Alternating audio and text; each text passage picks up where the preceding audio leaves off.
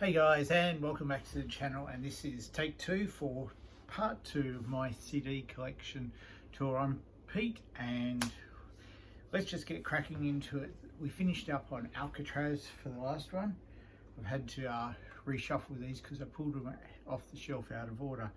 So first up we have, I think it's Algaion.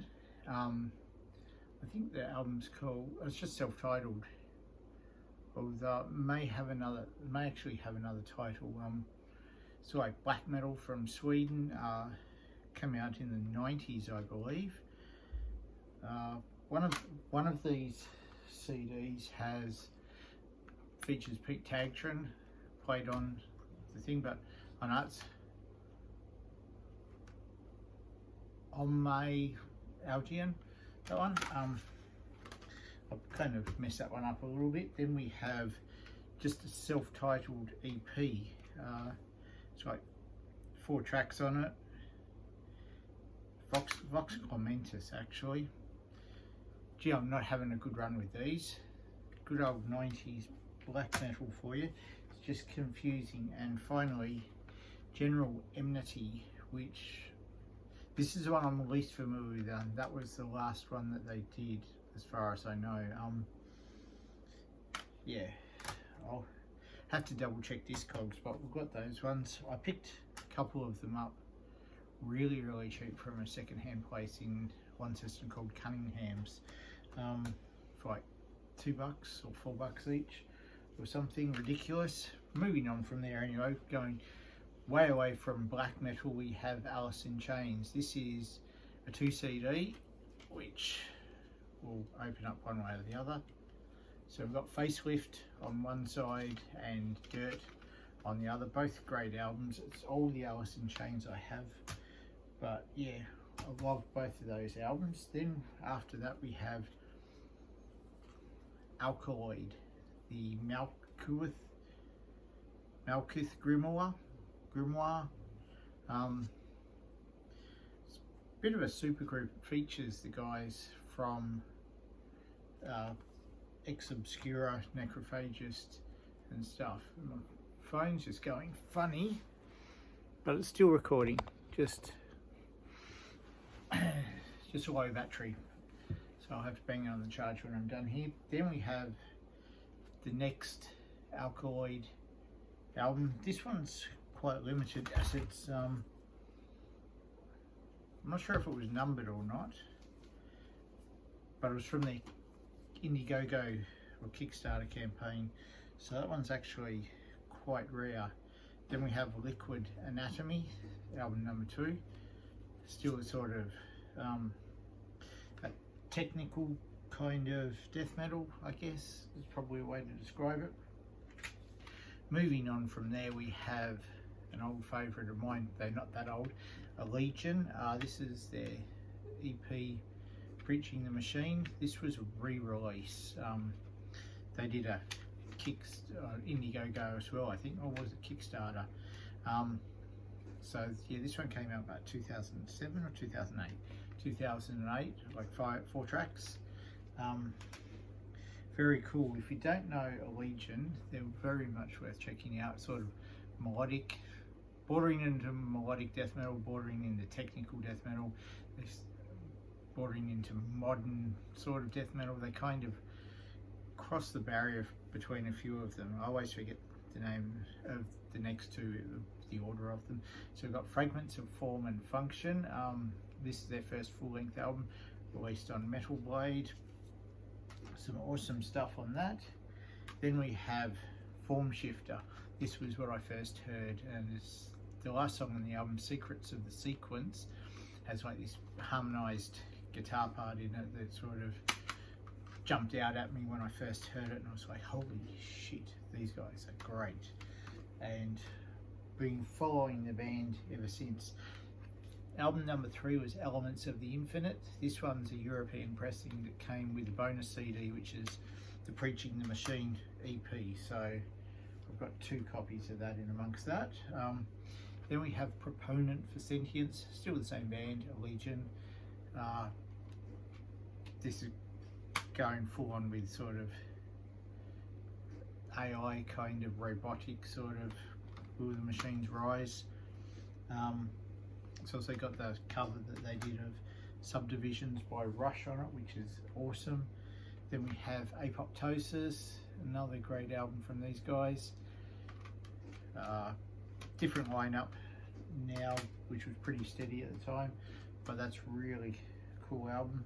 Then we have Damnum. That one's on a digipack. That was their most recent album. There's a new one that's probably coming out this year, which I'm looking forward to. Much of the same great stuff with that. The new one will have the original vocalist Ezra back in the band. Then we have Allegiance, Skin Man. These guys are an Aussie thrash band. I think they were from Western Australia, if I recall correctly. This one's got a bit of a underground cult following, especially that album. Moving on from there, Alter Bridge, their first album. What's it called? One Day Remains. Some good stuff on this. Never really got too much into Creed, but Mark Tremonti got to sort of open up a bit more with Alter Bridge, so that pleases my little shreddy heart. Then we have Blackbird, second album. Oh, pardon me. Some absolutely great tracks on this one as well. After that, we still have Alter Bridge. This is Live in Amsterdam. It's a CD DVD set, great DVD. Some cool stuff live in amongst it all as well. I'm not sure why I haven't gone any further than that, because they're a great band. I just don't seem to have picked up any of their albums beyond that. Then we're moving on. We're going to some Finnish sort of, I guess, Metallica worship. We've got a very Metallica-esque vibe on this. Actually, back in the day, I used to trick people going, oh, I've got the new Metallica album. They're like, what? I didn't know there was one out. But that's Am I Blood, their first, or their self-titled album. They've done quite a bit, but again, I haven't really gone down too far down the rabbit hole with them. I also got the Agitation album by those guys. I like the first one more. This I'm not so familiar with. Moving on from there, we have Amorphis. Now, these guys are kind of like, to me, they're kind of like the AC/DC or of, I guess, Swedish death metal, melodic Swedish death metal.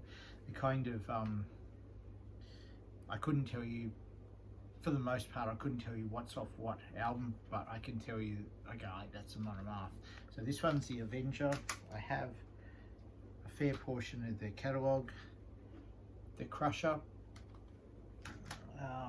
Then we have Versus the World. That's a 2 CD set with, I think it's some demo stuff. First mini CD and demos on the second disc.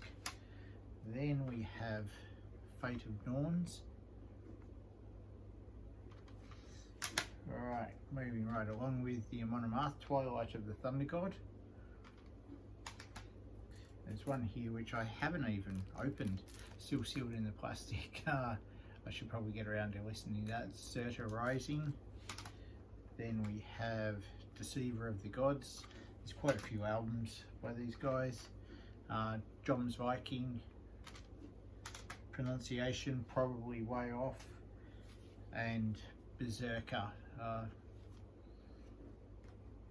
Again, I probably need to really listen to all of these because they kind of blend into one another. Moving on from there, we're just going next door to Amorphis. So we've got The Privilege of Evil mini CD. It's released on Relapse. When they're a bit more brutal before they sort of spread their wings into more melodic and progressive territory. The Corellian Isthmus, if I'm saying that correctly, full-length album #1. This has got The Privilege of Evil EP on it as well. So I probably play that more than I do that when I'm feeling like some old school Amorphis. Then we have the brilliant Tales from the Thousand Lakes. plus the Black Winter Day EP tacked on the end of it.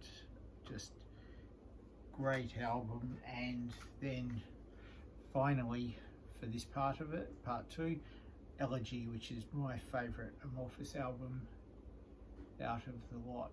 So that is the end of part 2. If you've made it this far, thanks for watching. Feel free to like, comment and subscribe, all of that sort of good stuff. And until the next one, I am over and out. Take it easy and good night.